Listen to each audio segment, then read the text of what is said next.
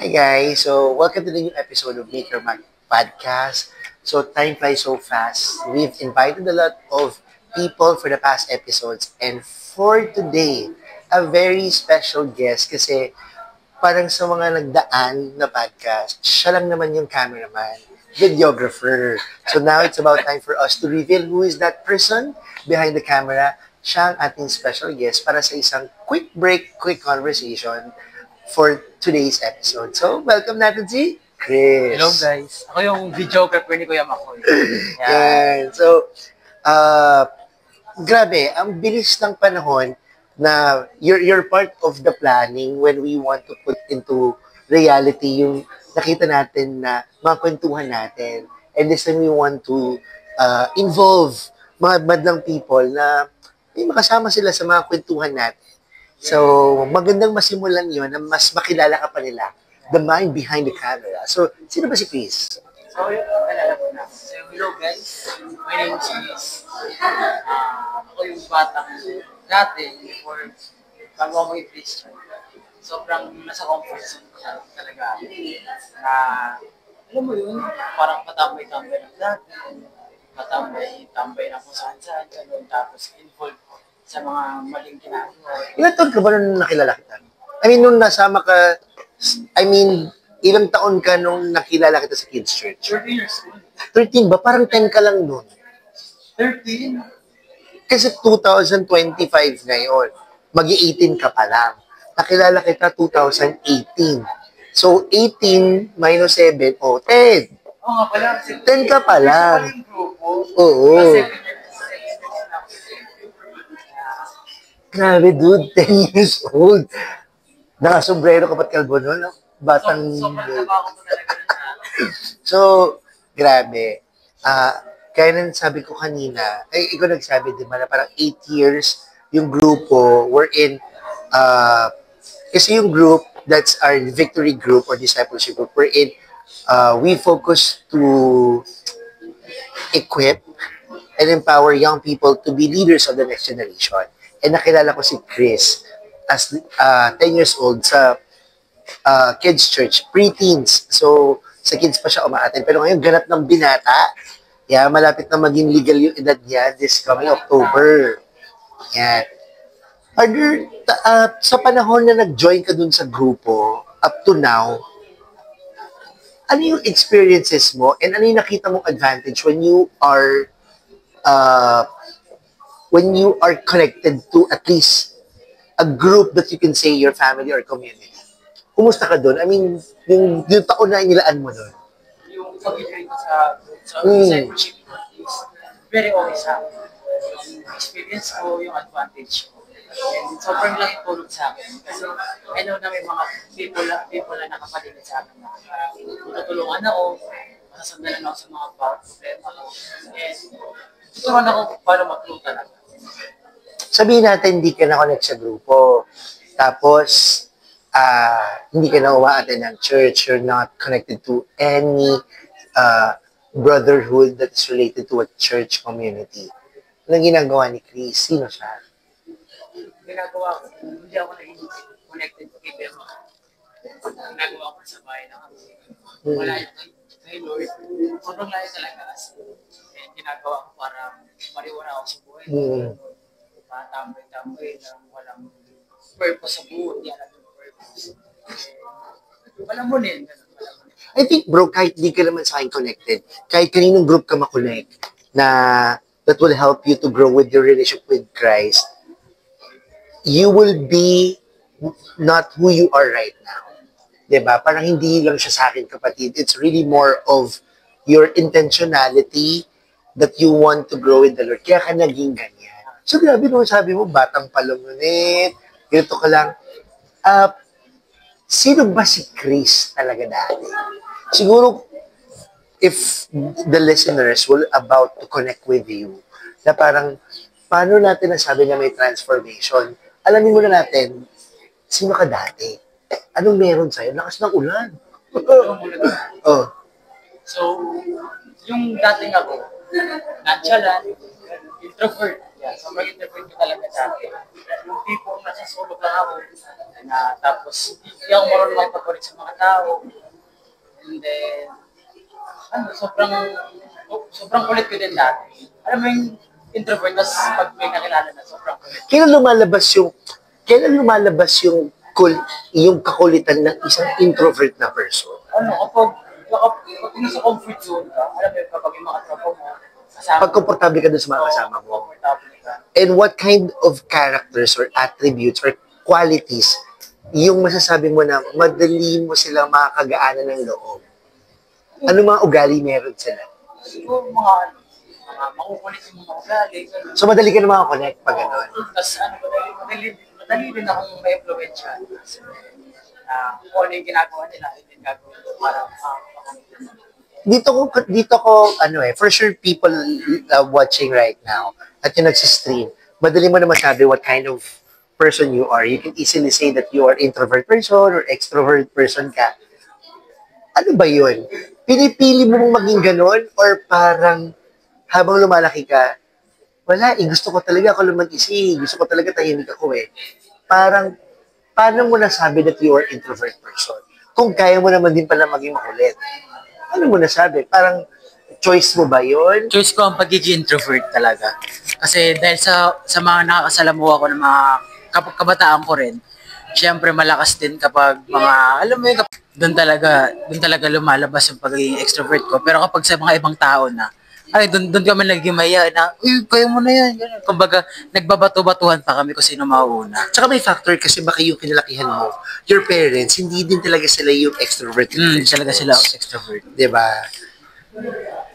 Well, I'm trying to comprehend kasi I remember the time when you approach the group. Kasi ako talaga, to be honest, I'm very extroverted person.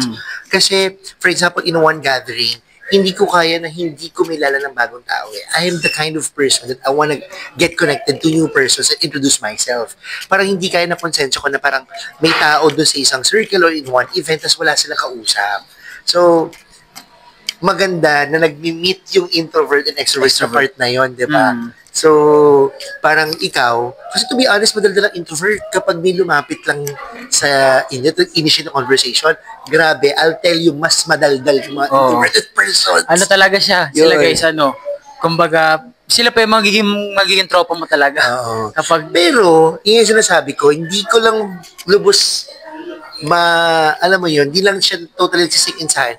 Kasi, during the kids' church preaching, after the kids' church preaching, yung kids' church service, lumapit ka, Brewy. Lumapit ako. Diba? Ikaw yung lumapit sa akin Parang, kasi, to give you an idea, at the very young age, may kids' church service, kumbaga, tinuturuan sila kung paano i-worship si Lord, just like in a regular adult service. So, may worship, merong giving exhortation, merong preaching of the word, and may breakout session. So, para after ko magsalita, lumapit ka, Brewy.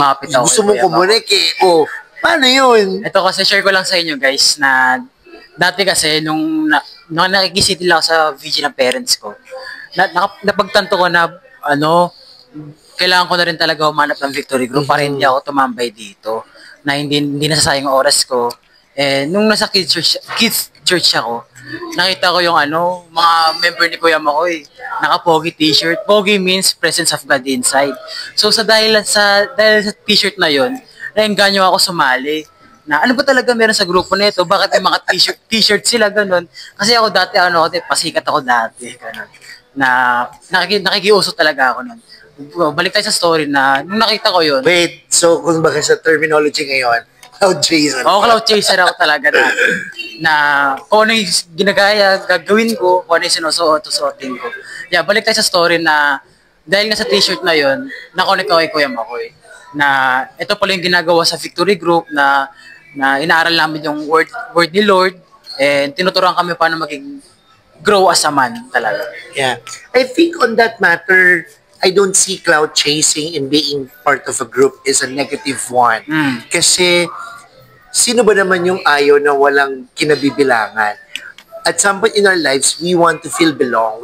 Tama. We want this sense of ownership na kasama ako sa isang grupo. Mm. 'Di ba? So, I think ang nag-capture sa'yo dun, it's, and yung curiosity, what's with the shirt? What's with them? Ano talaga kung ano Diba? meron sa mga damit na yun. Ganun. Pero, to God be the glory, not on the group. I do believe na kahit kanino kang group mapasama, as long as it focuses in helping the young people to grow with their relationship with the Lord, you will grow. Tama. 'Di ba? So, that's Chris. But who is Chris right now? So, ako si Chris ngayon na thank you kay Lord, praise Jesus na dahil sa Kanya, nakuha ko yung confidence, nakuha ko yung growth, nakuha ko yung ano pa, mga kailangan improve sa sarili ko. Nang dahil kay Lord, natutunan ko kung paano maging man talaga, paano lumabas sa comfort zone, paano mag-step up sa comfort zone. Yan. I mean, lumabas ka dun sa Lumabas box talaga mo. ako nun. Okay. When I continue to seek Him talaga, na-realize ko na ganito pala si Lord na kailangan as a man ka talaga kumilos, as a man ka gumalaw, ganun. Yeah, napagtanto ko na si Jesus pala ang dahilan kung bakit ako ganito. So when you made a choice to be connected with Jesus, it's a transformative power of the Holy Spirit who allowed you to experience the transformation Tama. of who you were before to who you are right now. Kasi ang gandang isipin for someone who doesn't want to be seen, 'di ba, parang lang sa back end lang. Sa back end. Pero ngayon nakita mo talaga yung sarili mo na hindi pala now that I am under the supervision of God, kailangan pala lumabas ako sa box ko, marinig, mapakinggan, magsalita para kay Lord. Tama. Eh, are there any significant events na masasabi mo na, ako pa ba to? Parang iba to ah. There's a great, ano yun? Ato, yung event na yun, syempre sa ministry sa Kids Church na may mga times na nakapagsalita ako kahit hindi ako fluent mag-English. And nag-guide pa rin ng Holy Spirit talaga. Na, so, isip ko, ako pa ba to? Ba't parang ibang-iba ako tulad sa dati? Na hindi ako nag-i-English, na tahimik na ako sa gilid. Pero now, nag-speak na ako sa mga tao, sa mga kids. And nag-speak life pa rin ako na ano ba talaga meron sa akin. And mga testimony ko sa mga buhay-buhay, gano'n. Doon nakakatawang isipin that change that you've experienced is a positive change. Tama. Who would have thought a 10-year-old boy will see himself standing in front of many people, trying to speak in English, even not fluent, pero speaking the word of God? That's really powerful. May pagkakataon ba, Chris, na naramdaman mo na parang nanliliit ka sa sarili mo? Oo, totoo na may nararamdaman ako na nalilit sa akin, may mga insecurities ako. Gaya ng mga, sa V group, yan, example ko ng V group na ang gagaling nila sumagot, sila Mace, yan, sila Carl, sila Zeke. Ang gagaling nila sumagot talaga na, parang ako, bakit ganito ako? Parang I feel stuck na bakit hindi ako nag-grow, hindi ako nakakapagsalita, and parang nakikinig lang talaga ako. And then sa school din na, feel ko, kapag nakakuha ko ng mga bagsak na score, feeling ko, hindi na ako magaling, hindi na ako matalino, and na-feel ko na parang di naman ako to kasi sobrang competitive ko rin talaga. Pero when I feel bagsak talaga, na-feel ko na, ganito ba ako? Matalino ba ako? Ganun. Kung naku-question mo na, nanliliit ka na, parang hindi yun maalis eh. Kasi for a teenager, the pressure is really on fire. Na parang, iba yung pakiramdam pag feeling mo, ikaw yung palaging kulelat. Tapos, sabi mo nga, you're not that expressive. Hindi ako expressive. Into words. So, parang, sometimes, kahit gusto mong sabihin, but parang hindi ko makuha yung tamang salita para masabi yun. Parang nautal-utal pa talaga ako. No? Oo. Ayun. Grabe. Ang ganda lang ng pakinggan. Sobrang ganda lang ng pakinggan ng part na yun. I just want to share to people who's listening right now. If you are that person that you are feeling that you are an underdog, parang you're at the bottom, you're the tail, na parang ikaw yung parang laging kulelat. If you were under God, you will never feel that you are an underdog. Tama. Diba? Parang it's God who will lift you up eh. Na parang hindi anak, under my supervision, under my care, as you carry my name, as you are being an ambassador, I will lift you up. 'Di ba? Kasi if nagpalamon ka dun sa pressure, nagpalamon ka dun sa insecurities, for sure di ka tatagal, bro. Mm. 'Di ba? Kasi bulong ng enemy talaga yun eh. Na feel mo kapag stuck ka na, sinasabi ng enemy na, diyan ka na lang, hindi ka na mag-grow. Pero kapag pumunta ka kay Jesus talaga, malalaman mo na hindi ka palaging stuck talaga. Because that insecurity turned into security. You feel secured when you made a choice choosing Jesus Yeah, Christ. that's right. 'Di ba? So, those times that yung mga valid yun eh, mga naramdaman mo na parang mga nanliit ka. Pero are there times that you felt na parang you're so proud of yourself? Oh, meron talagang time na sobrang proud ako sa sarili ko na, alam mo yun, para hindi ko siya na-accomplish dati. Pero now, nagagawa ko na siya. Katulad ng, ayun, example ko na yun sa speaking roles talaga na kahit hindi pa ako ganun kagaling magsalita, but I'm trying my best para ma-perfect talaga yung speaking language ko talaga. And then sa mga, kunyari sa mga technical, ganun, ang alam ko lang naman dyan, computer lang, mga pindot-pindot lang.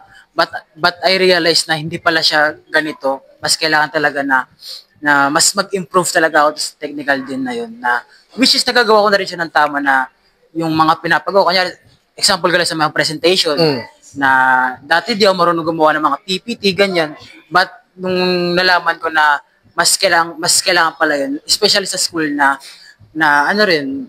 especially sa school na kailangan ng mga reporting din talaga at sa mga pinapasa ng mga requirements din. Nakakatuwang isipin as you're talking on that matter, no?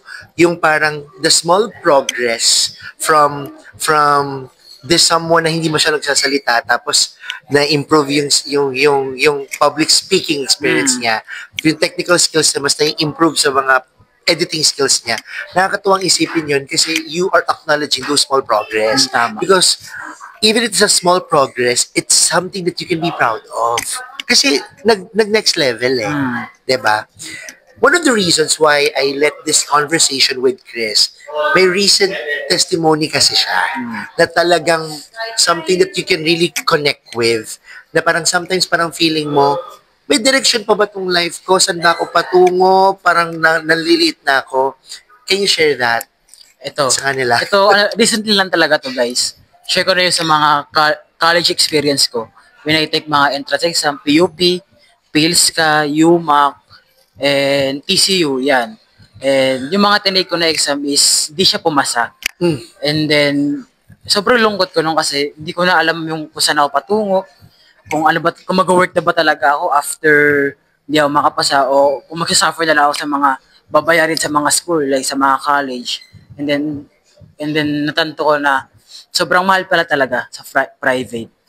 Nung nalaman ko na ang taas pala ng tuition fee sa STI, sa NU, natanto ko na ay feel ko dito na lang ako, na sa bahay na lang ako, ganun, tambay. O baka magtrabaho ka. Trabaho muna ako, tambay muna ako. Parang may year ka pa akong mangyayari sa college na yun. And then nung nag-exam ako sa RTU, sobrang hirap talaga. As in, di ko nga na-expect na na makakapasa ako doon. But praise Jesus na nakapasa ako doon sa RTU kahit hindi ko na-expect na ganun pala yung exam doon, sobrang hirap talaga. But I thank the Lord na nakapasa ako doon. And alam ko naman na hindi ako pababayaan ni Lord, and nilagay ko lang yung trust ko sa Kanya and yung faith ko sa Kanya. Thank you, Chris, for sharing that. It may not something that you want to hear, but there are some listeners that this testimony of Chris is something that you need to hear. If you are on your current situation of your life, that it seems that God is not really answering or not giving you a clear picture of what lies on your future, I'll tell you, you just need to act. You just need to faithfully waiting in the Lord. Kasi actually clutch yun eh. Parang mag-August na, magpapasukan na. Yung mga other classmates ko, pumapasok na gano'n, may mga university na sila. Ako, tunganga pa rin ako kasi wala ako nakapasang exam. So, praise Jesus talaga na natanggap ako sa RTU and I'm enrolled na rin doon. God sees the desires of your heart. He really understands what matters the most. Kasi syempre, sobrang hirap kung may tuition fee eh. Imagine, pinasakan niya, nilugar kayo sa isang paaralan na kung saan walang tuition fee Walang and tuition on your fee. chosen course. Chosen ko, BSIT. Diba? Kaya to all of our listeners, I'll tell you this. Nakikita ng Lord lahat ng breakdowns and heartbreaks mo. All you need to do is just continue holding on no matter how hard the situation is. You know, because He will not let you on that temporary situation. You know, he gusto niyang maramdaman mo yung breakthroughs na nanggaling ka sa breakdown, sa heartbreaks, so that the testimony will be super powerful. Super powerful. When a lot of people were about to hear that story, because your history, that story is really His story. History. Diba? Grabe. Sobrang bitihin, Chris. Pero that testimony of yours, yung kwentuhan natin, from an introvert na open niya yung sarili niya para lumabas sa comfort zone, and God allowed, you allowed God for that transformation.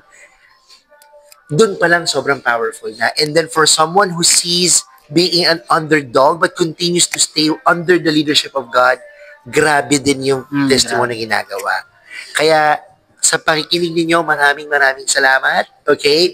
Now you know the person behind those podcasts, ay mga recordings. Yan ang aming videographer and cameraman. So, see you again on the next episode. God bless everyone.